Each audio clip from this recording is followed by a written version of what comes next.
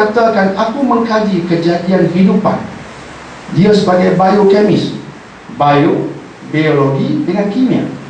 Jadi kehidupan ada proses kimianya. Ada permulaan dari protein dari amino acid. Dia kaji proses kejadian. Dan dia berkata, jika betullah Charles Darwin semuanya berperingkat-peringkat, tak akan lahir manusia. Sebab kita kata nak jadikan satu enzim perlukan protein perlukan amino acid. Jika satu amino acid jadi dulu, kemudian jadi pula satu amino acid, dia takkan jadi kehidupan. Dia kena gabungan tu serentak berlaku, baru jadi kehidupan.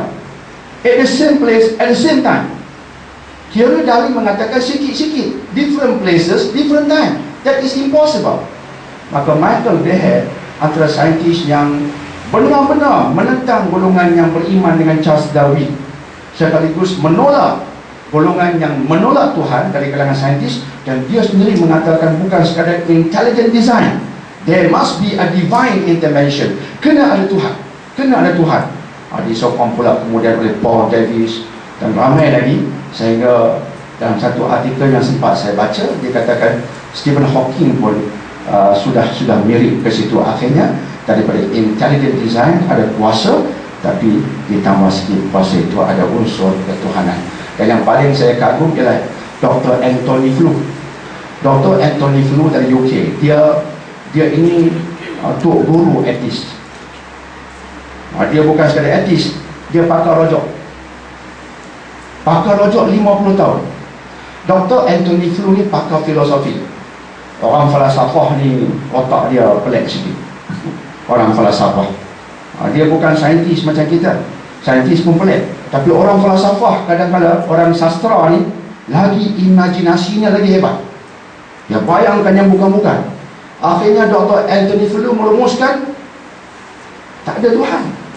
Dunia tak perlukan Tuhan dan tak ada Tuhan. Dia jadi etis 50 tahun, bukan sekadar etis, pakar rojok etis. Tiba-tiba pada tahun 2004, benda yang mengejutkan berlaku ke atas pakar rojok etis ini. Apa berlaku ke atas Dr. Anthony Flew? Dia tulis artikel dan kemudian dia diwawancara.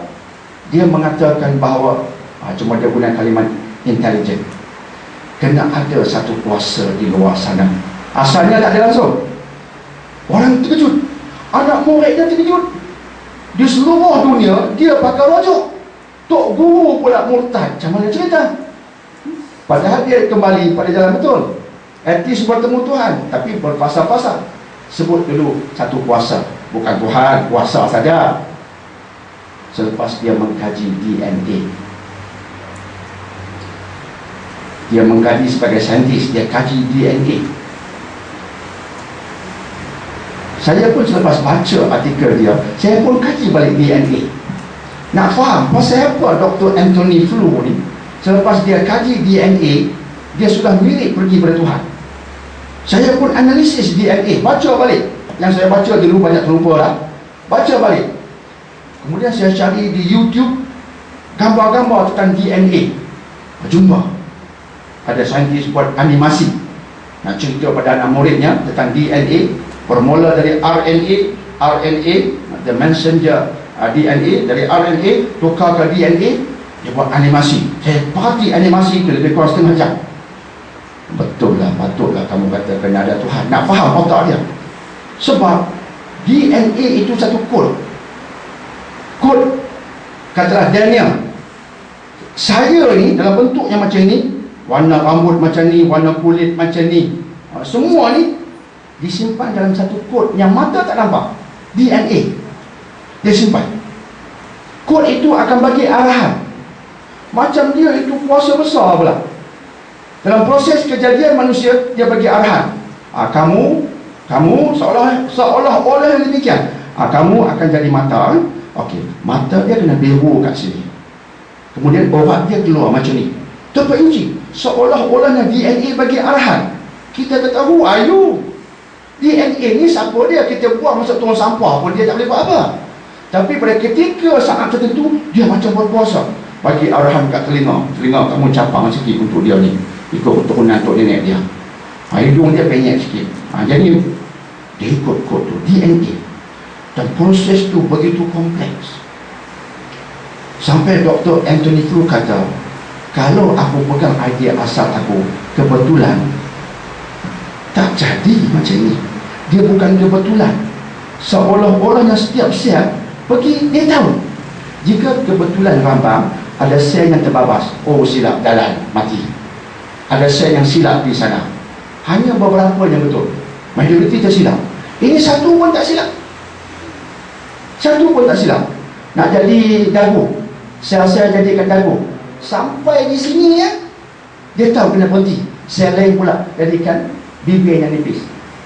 Jika rambang, telajaklah kulit dagu sampailah ke bibir. Di bibir kita tak nipis, jadi macam kulit dagu tebal, tak sedap makan apa pun. Tapi sel ni macam dia tahu, aku tak kat ni ya. Lepas tu orang lain, sel lain ambil alih, supaya lepas itu kulit tak tebal macam dagu, ada perenggan. Sampai sini stop. Lepas tu kena timbul jadi hidup. Tidak macam bibir semua.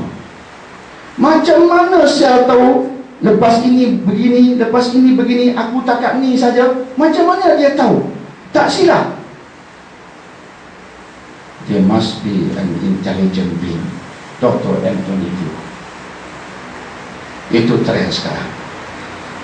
Penemuan tentang penciptaan ilahi menyebabkan manusia berkata, kena ada Tuhan.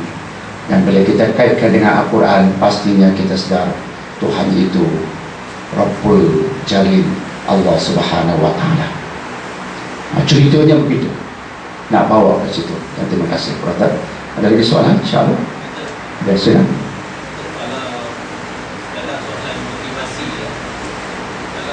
Kejadian manusia, mungkin Allah semua tunjukkan jadikan bumi, matahari, bulan secara untuk manusia. Tapi mengapa Allah jadikan galaksi-galaksi yang lain? Sekadar untuk manusia ni, mungkin Allah jadikan paling tinggi bumi matahari. Betul. Soalan bagus tu, yang saya pun tak tahu boleh jawab ataupun tidak. Ya, mengapa Allah jadikan semua ni sampai 71 trilion, 100 bilion galaksi, setiap satu galaksi ada 100 bilion bintang, mengagumkan. Mengapa ya? Soalan yang cukup emas juga. Cuma dalam pembacaan artikel yang saya gunakan untuk menjawab soalan Brother Kamarudin tadi, disebutkan oleh beberapa orang saintis. Mereka berkata alam ini ada constant, ada benda yang tiba-tiba begitu, tak boleh lambat, tiba-tiba begitu. Dia dah ikut dah undang-undang, dia tak berubah sampai sekarang, dulu sampai sekarang. Dia punya constant yang kita sebut tadi. Elektron, ini charge dia. Nukleus, dalamnya ada proton dan neutron. Undang-undang dia begitu. Dia tak boleh elektron masuk bergabung dengan proton, neutron, tak boleh. Itu undang-undang constant. Cuma persoalan, siapa wujud undang-undang yang mereka patuhi sangat ini? Itu melahirkan Tuhan. Tapi akhirnya wujud benda ini. Tapi ada saintis yang menambah, ya, sebab ada undang-undang ini, sebab akhirnya proses akan berlaku, dan kemuncaknya, kata saintis di barat, lahirlah manusia. Dan mereka mengatakan sebagai saintis, manusia ini kejadian yang amat hebat, sebab manusia saja yang akan dapat melihat semua ini dan mengaguminya.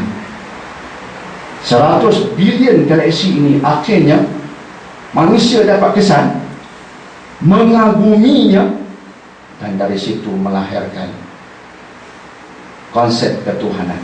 Itu kenyataan sebahagian saintis. Allahu'alam. Saya tak katakan ini jawapan yang paling tepat, tapi akhirnya kesemua ini dapat dikesan oleh insan. Dan jika kita kesan benda ini, dia tidak melahirkan melainkan satu ketakjuban. Jika sekadar mungkin yang disebutkan tadi, sekadar sistem suria, Bima Sakti, mungkin ada ketakjuban, tapi taklah tinggi sangat. Tapi bila kita kata seperti yang kita katakan tadi, dia benar-benar memukul minda dan perasaan.